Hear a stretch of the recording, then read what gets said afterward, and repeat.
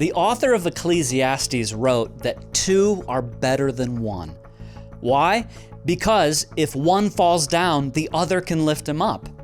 And when it's cold, two can keep each other warm. Or if someone attacks, it's two that can withstand the assault. Two are better than one.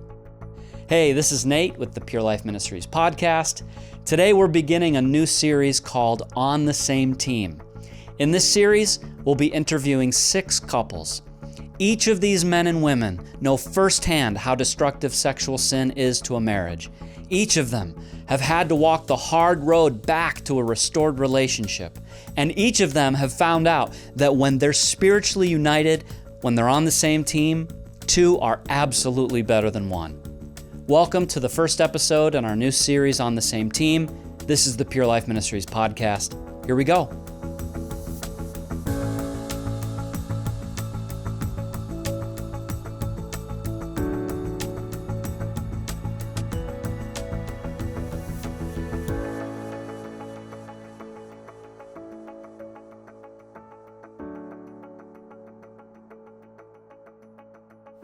Okay, so this is the first episode in our new series On the Same Team. I've got Steve and Kathy Gallagher in the studio with me. Thank you guys for coming in. Yeah, it's great to launch this thing. Yep. So when I was thinking about how to open this series, I started thinking about the challenges that a man is going to face when he is trying to come out of sexual sin into long-term freedom. First of all, he has the fact that sexual sin is just difficult to come out of. Even when he has experienced genuine repentance and has been broken over his sin and he's on the right track, he still has a body that's producing powerful hormones. And he has already trained himself over his years of sin to act in a certain way, to respond to sexual temptation in a certain way. Yeah. Plus, he lives in a culture that's just constantly throwing it in his face pretty much everywhere he goes. And so he's got real challenges just on that front. Additionally, there's all the spiritual damage that he did to himself in those years of sin. Like, sexual addicts tend to become very self-centered. Some of them are prone to extreme mood swings. They deal with anger or bitterness or self-pity or apathy. And he's going to have to fight his way through all that as well. Now, I'm not trying to paint a picture that it's like impossible to come out of sin. You know, the point is just that these are very real challenges. Now, if he's married, that adds layers of complication onto an already difficult scenario. Now, if the marriage is healthy, and this is, I think, our heart, is that when the marriage is healthy and a husband and a wife are truly united and they're on the same team, that relationship can provide a lot of spiritual strength to fight that battle. When the marriage is unhealthy, it makes an already difficult scenario even more difficult. I think we have to start, before we get into anything, I think we have to start talking about marriages that are unhealthy and what that looks like and the implications of that. Yeah, as far as the husband is concerned, I mean, I can just go back to what I was like when I went through this. And I remember very much being this way, that like I had turned a corner, at least in my desires. I wanted to do the right thing for the first time ever. And I was making good steps in the right direction. So I just assumed, being oblivious to my wife, that she's just going to, put all that behind her, and we're just going to move on into this glorious new future. And it was just so typical of my self-centeredness that I just wasn't even thinking. It wasn't even coming into my mind that I have devastated this girl, And I mean, I was obsessed with other women, and openly so. How did that make her feel? I had never even given that a thought. All I thought about in the past was, what can I get away with? So I just was starting, my mind was starting to open up a tiny little bit to, well, maybe she does have something she's going to have to work through, and maybe I need to be kind of supportive or something. Anyway, I've seen the same thing with many men who've gone through our residential program or are starting to make strides in the right direction, that same attitude. So we try to help them to see the importance of really coming alongside their wife and in an understanding way. Peter makes a big deal about that in his first epistle. You husbands, you need to understand she's the weaker sex. They're fragile. Their inner being, their emotional being is fragile. And there again, I was oblivious because I grew up with guys and I grew up in a rough crowd anyway. So, I'm just kind of oblivious to the fact that I have this fragile creature living with me that I've obliterated as a person. And, so I had to learn to be more understanding. And it took a long time, I'm ashamed to say, for me to start figuring that out. And Kathy, it was hard for her, But those are some of the main things I see these guys doing wrong that is not helping things to move forward in the marriage, is just being oblivious to what their wife has experienced and what they've had to go through and what it's like for them to try to pick up the pieces, to try to trust them again, to try to believe in this marriage, to even have any hope at all that one day he would become faithful to her. So, it's definitely a challenge, and I agree with what you said before. It's not hopeless. Absolutely not hopeless, because we have the grace of God on our side, so... But those are some of the things these husbands have to, learn and grow from. Yeah, from the wife's perspective, I, and through my years of experience working with wives, don't understand very well at all the power of lust and sexual sin.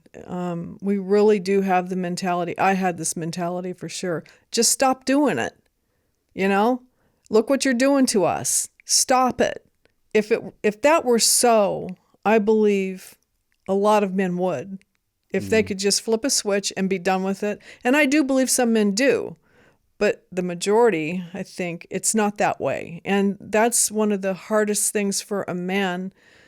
When he's trying to go through, trying to get free, but he's got a wife who doesn't have any confidence in him, rightly so, to some degree, but this demand and this lack of understanding of what he is facing is so demoralizing and so discouraging because she's just clueless. She just wants it to stop. So from my perspective, not my perspective, the way I was, my mentality was very self-centered. I just want you to quit doing this to me, please. I just had this, I was very naive, totally naive. I just didn't understand what he was going through and what he needed for me to be doing. And I encounter that a lot with women. They're just, they just don't want to be hurt anymore. They're going through a lot of stuff. The list is pretty endless, what a wife has to go through when she realizes what her husband is doing. And I don't minimize that at all. But what I would love to be able to impart to women You need to understand, you can't just tell him to flip a switch. This is going to take time, and you both are going to have to work together on this. You can't separate yourself emotionally from him and just leave this to him to do on his own. This is a team effort. You guys are one. And even though you feel shattered and even at some level maybe emotionally divorced, you need to step back into the picture. You guys are a team. God put you together, and you're going to have to join yourself to him. And I think, it was definitely the grace of God. I don't take any credit whatsoever, but that is what the Lord did for me. He helped me to do that. There was something in me. I wanted Steve to make it. And I think that's what I would want to say to these women who are so hurt, so devastated. Try to turn a page inside and get on his team and just get it into you. I want him to make it. I really want my husband to make it. I don't want him to be lost to this devastating sin for the rest of his life and lose everything. I think if women could kind of see it that way, it would make it easier for them to get on his side, get on his team. Yeah, I have heard you talk a lot about how the American culture just kind of creates this picture of marriage, you know, and this is going to be the fulfillment of all my dreams. It's going to complete me. It's going to make me happy. And so I wonder if for some women it's like that, the loss of that fantasy is just constantly in their mind. And so they can't, it's not really in their frame of reference, okay, this is where the marriage is, and I'm here to be a help to this man. It's more like, look what you did to me, and now I'll never be happy again. Well, the desire to, it's powerful in a woman, just like lust is to a man. The power of that fantasy that he is here to meet all my needs, this is the happily ever after, the fairy tale marriage, that is such a lie. The biblical aspect of marriage is suffering together and going through together. You know, we don't like to hear that, but if you look at the cross and all the implications of what it means to be a Christian,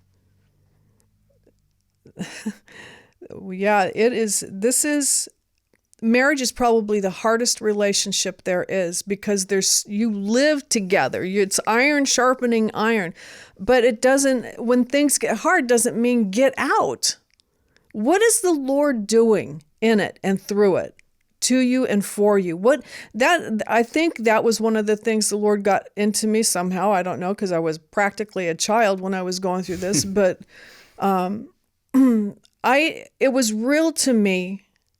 Somehow, God was in it. I don't know how to explain that, except God was in it, and he was working in me and teaching me things that I just did not know. I had the happily ever after mentality. I wanted this. I'll tell you what we want. We want our husbands to absolutely worship us. So when the sexual sin comes in, it's like that gets just completely obliterated. It did for me, but somehow it opened me up to the things of God. I had to cry out to the Lord, and I didn't in the beginning. I was very self-centered. I looked to take care of myself and do things my way, but eventually the Lord got me to the place where my heart, I was yearning for him. I needed help. And I think that is the right way to look at suffering, to look at crisis, that God is there. You just have to look for him. Yeah, I want to chime in on something she said, just mentioned in passing, the wives looking to get out of the marriage. I can't remember how you said it exactly, but I was thinking this a little bit before, that this fantasy of the fairy tale marriage is so powerful in young women. So even though they get devastated by these men, many of them still believing in that fantasy, still believing in that dream, think, okay, I've got a loser. I don't know how this came about. God, why'd you do this to me? But anyway, you let this happen. So I'm going to dump this jerk and get on and find Mr. Wonderful like I should have had in the first place. And so that thing is so powerful in these young women that the enemy uses that as a tremendous temptation to just bail on the marriage, find the easy way out.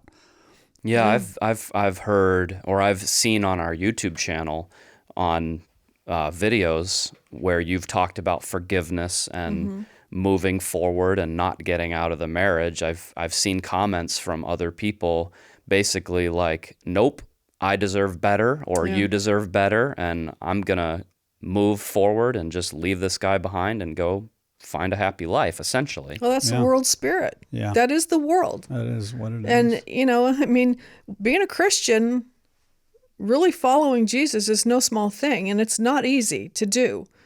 You have to have the Holy Spirit to walk with him. But the world says, get out, you deserve better, go find your happy life. Well, you have to,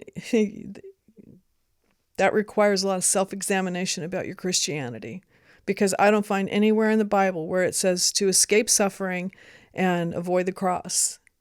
And so much, this is hard for people to hear. But being a Christian does not mean God is going to make things go smoothly for you. That's not what it means. The cross of Christ is not an easy life. And so much of, I'll say, I've said this, I think I wrote it in my book even. A godly older woman told me many years ago, she wrapped her arms around me and said the most godlike characteristic there is forgiveness. So if you want to be like Jesus, that's the place to start. And you just have to have that heart that you're willing to forgive. Yeah, that's the hard side going up the hill. But the other side of that hill is the glory, is the blessings, the joy, the peace, the fulfilled life that we have when we exchange our life for the life of Christ. That's what American Christians miss. All they see is the cross. And I don't, why do I have to go through that? You're missing the whole point of Christianity. In fact, well, I don't want to get doctrinal too much, but I question anyone actually having a relationship with the Lord who hasn't taken on the cross life. But whatever, that's for another series sometime. I think it would be good for people to hear why this series came about, like the inspiration for the series. Can you talk about this? Because this was actually your idea. It was, which is different because I'm not usually the one to come up with these things. It really began in that phone booth. And I know we've talked about that story numerous times, but I was on the sheriff's department. I was, working evenings, nights. And so I was at home that morning, and she called me. She'd been gone for several weeks, and she called me, and we had a conversation. And I told her that God was really moving in my life. Something had happened. And actually, the Lord spoke to me one of the few times I knew. I felt it inside me powerfully. She is going to call you in the morning. I was so sure about it that I was going to go out to eat, and I thought, no, I can't because she's going to call. And sure enough, the phone rang. It was her. And I immediately started telling her what God had been doing in my life. And we had a conversation, and she said, well, I'm not coming back. And I said, you need to talk to your parents. I had no confidence, any real reason to be confident about that. I don't even know why I said it. Yeah, like they're going to tell their daughter to go back to that situation. Knowing what I had done to her. Right. So I don't even remember. I don't know why I said that. But she got off the phone. She called them up. Her dad answered, and her dad said, Kathy, you need to be back with your husband. And when he said that to her, she sank, in just despair and discouragement. Yeah, that was not what she wanted to hear. But she did it. she knew that the Lord was speaking through her dad. And so she came back to me. And it was hard living with me because I was such a jerk and so selfish and just so intensely everything negative. And that was the first part, is what she had to go through, but that she did it. She stuck it out, not out of love for me, but out of obedience to God. Then as time went on, she saw, you know what, he is different. Something has happened in him, and I was determined to follow the Lord. And as she saw that, she really started coming alongside me. And I was still struggling with the temptations powerfully, you know. It had such a hold on me and had for years. But she became, like, I would say, the perfect balance, or as perfect as could be, or as perfect as I could hope for, of being supportive, being my cheerleader, being behind me, praying for me, praying for me, believing the best, encouraging, all of that, but also at the same time holding me accountable and not letting me just, you know, she wasn't appeasing. She wasn't letting me just go do what I wanted to do in the flesh. So it was just a good balance there. That kind of a wife is a rare thing. And that's what I had. And then once we started the ministry, the way all these years, she never felt called to the ministry. Her calling was to me, and that's what she excelled at, supporting me, just making my life as easy as possible at home so that I could do the things God had called me to do. And I had a very rough journey starting Pure Life Ministries. It was not an easy ministry to start, believe me. But to have a wife supporting me at home, completely supportive. I just don't have the words to say. All I can say is I could not have gone through what I had to go through to begin Pure Life Ministries in the face of a totally sexualized culture and a church that was totally psychologized. And to stand up in that culture, church culture, and say, no, Jesus Christ makes a way out for sinners, and it's not through psychology, it's through the cross. And that was not easy. You know, I've faced a lot of rejection and a lot of painful things, but I'm not trying to focus on that other than to say how much it meant to me to have a wife who was so supportive of me through all of that. That's kind of a quick nutshell version of why I appreciate my wife and love her and how much she has meant to the unfolding of Pure Life Ministries. I want to, if you don't mind, I want to interject here in the midst of that story, the reference to the phone booth. That was huge, my time in that phone booth. And people can read it in my book if they don't know the story. But that's when I surrendered with no hope that anything would be any different. The reason I'm bringing that up is because that was such a huge event for me. And I know women go through this. I know the Lord gives those opportunities for women. When I said yes, the grace came. And not until. Yeah. I would never have been able to do this without fully surrendering. And the grace of God came to me. And so I want to add to the story, because when the grace of God came, as difficult as it was, and people just, it was so hard. Those first 4 months back were excruciating because there was no love. I didn't go back out of, I'm in love with Steve Gallagher. I went back because I loved Jesus and I knew he called me back. But the grace was there to help. And as those months were going on, the desire, I want him to make it. That's where that came from. The grace of God was on me and in me. I want him to, it was the Lord. It wasn't me. It was Jesus living his life out in me. And that's where it has to come from. It's like women think, I've got to come up with this. I don't care. No, it's not like that. Jesus will give you what you need, but you have to give yourself to him. Really give your life to him, and he'll take it. But the grace of God, I look back, it's been 40 years ago now that all that happened, but it's a miracle that God wants to do in his people. That's the life of Christ. I'm not saying like I'm something, I'm nothing. But it's what Jesus wants to do. It's the Christian life. It's following Jesus. It's what he did. And it's that's who we supposedly want to be like.